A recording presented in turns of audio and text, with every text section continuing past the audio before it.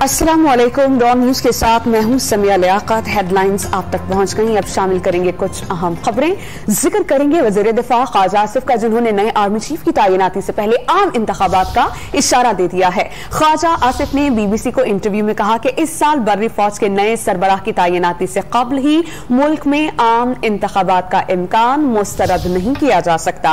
हो सकता है कि आर्मी चीफ की तैनाती से पहले इलेक्शंस करवा दिए जाएं और यह भी हो सकता है कि नवंबर से पहले निगरान हुकूमत चली जाए और नई हुकूमत आ जाए। आर्मी चीफ की मुद्दत मुलाजमत में तौसी से मुतालिक सवाल पर उन्होंने कहा कि जनरल कमर जावेद बाजवा खुद ही ऐलान कर चुके हैं कि उन्हें मुद्दत मुलाजमत में तौसी नहीं चाहिए। ये खुश आइंद ऐलान है, इससे कयास आराइयों के दरवाजे बंद हुए हैं। साबिक आर्मी चीफ जनरल रिटायर्ड राहील शरीफ ने कभी मुद्दत मुलाजमत में तौसी का बराह रास्त या बिल वास्ता मुतालबा नहीं किया था। वजीर दिफा ने राय दी कि आर्मी चीफ की तैनाती के मामले को जेर बहस लाने के बजाय तरीक़ा कार 100% मेरिट पर हो। ये एक बड़ा और इंतहाई अहम मामला है, इसको सियासी बहस का मौजू हरगिज़ नहीं बनाना चाहिए।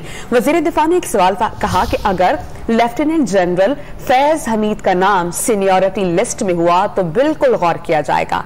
उन सब नामों पर गौर होगा जो कि इस फहरिस्त में मौजूद होंगे। वजीर दिफा ने साबिक वजीर आज़म इमरान खान पर तनकीद करते हुए कहा कि अगले आर्मी चीफ की तैनाती के मामले पर इमरान खान अपनी जाती मर्जी करना चाहते थे। वो ऐसा चाहते थे कि ऐसा हो, उनके सियासी मुफादात और हुक्मरानी के तसलसल का तहफ़्फ़ुज़ यकीनी बनाया जाए।